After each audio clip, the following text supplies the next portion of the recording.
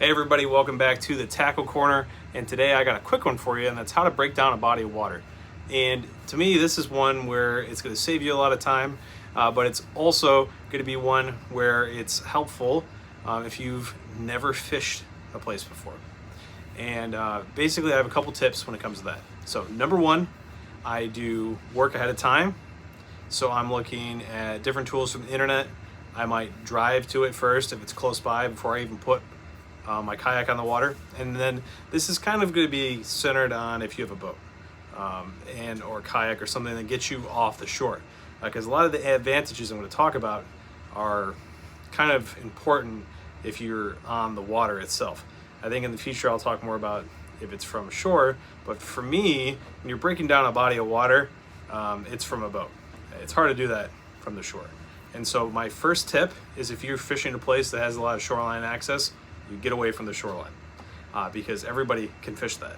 And so you're going to look for places that look interesting offshore with your maps.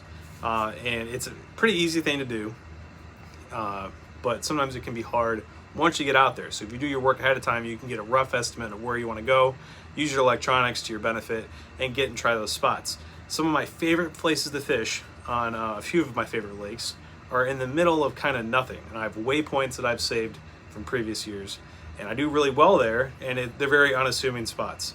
There isn't anything that really draws you to that area, but I've found them through trial and error and then looking at maps and looking for things that look interesting to me. So that's step number one. Tip number one is to find stuff that looks interesting.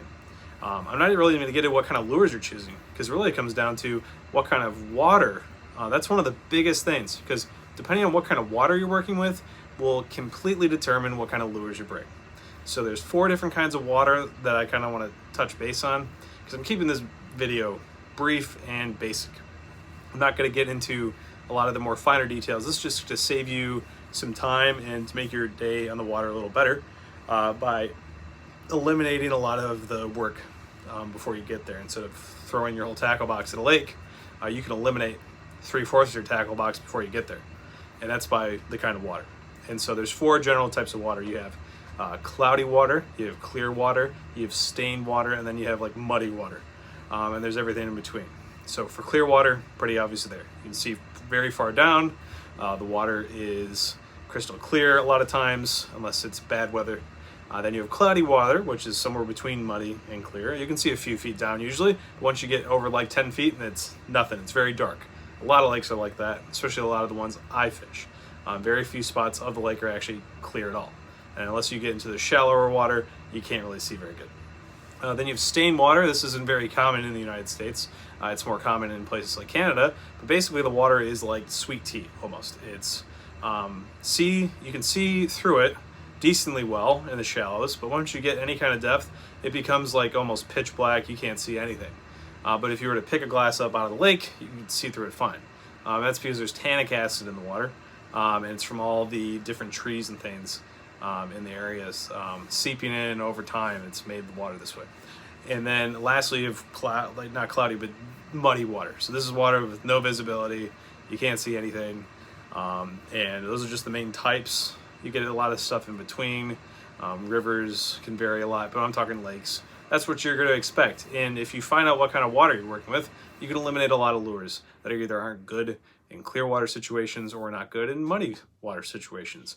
You can pick out your colors ahead of time, like, oh, I know if this place is clear, I'm going to use a lot of natural colors. I know this place is cloudy, I'm going to use stuff that's a little flashier. If it's really muddy, I'm going to go with red, yellow, gold, stuff that's going to really stick out or shines or make lots of noise. So, see, I eliminated a lot of lures by finding out what the water's like ahead of time. So just showing up with 5,000 things in my tackle box. So those 2 things that I've talked about are kind of like my big tips for breaking down a body of water before you fish it, something you've never fished before. And then my third one would be to look at the depth of the lake. So is it shallow? Is it deep? Is it somewhere in between? And if you know what kind of lures excel in the different levels, you can also eliminate a lot of lures. I'm fishing a place I've really not fished before. I fished it one time. And the weather conditions were horrible, so I was hardly there. And so it's basically new to me. And I'll be fishing it soon. And what I'm going to do is I've already looked ahead of time what the water's like, what kind of lures I like to throw for that kind of water. And so I'm all prepared. I got my 7 setups and I'm good to go. And so I'm going to show you what I do online next. So the first step is to use some sort of mapping tool where you can find individual lake maps and depths. And once you've chosen an individual lake, you can look at where the different structures and drop-offs and things like that are. And then I'll switch over to Google Maps to where I can see what it looks like. And sometimes it gives me kind of a preview of what the water is. And then I will look at individual reviews on Google Maps, and I can actually see the water and know what kind of clarity I'm working with. And then also I'll look at different photos from different times of the year to see the weed life, and it helps me pick out my lures. Now that I'm done with that was kind of the main topic for this video. What I want to do now is talk about the giveaway I had started recently. So this is going to end once I hit 750 subscribers. Right now I'm hovering around the 680 mark, 687, something like that. And I have up for grabs this next time. I have bait casting flipping reel. And then I also have some spinner baits I'll give away. So in total, there's going to be 2 winners. So someone's going to win some spinner baits, the other person's going to win a reel. And I think it's a good time to do it for 750. Next giveaway after that will be at 1,000. I'm hoping to hit that mid fishing season this year, and we'll kind of see how that goes. So all you need to do to enter is to subscribe if you haven't, and to comment on this video. If you've already commented on the short that I posted previously, that'll count as well. You just get 1 comment that puts you into the entry. So basically any video I post from now until I hit 750, if you comment on any of those videos, you get entered into the giveaway. And I always make sure to mention that when I post any more videos.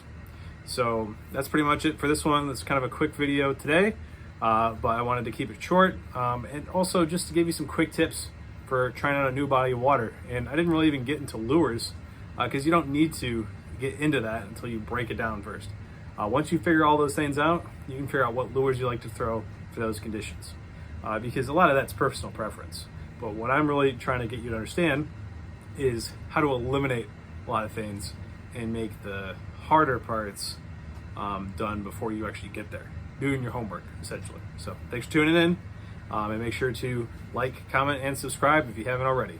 Peace.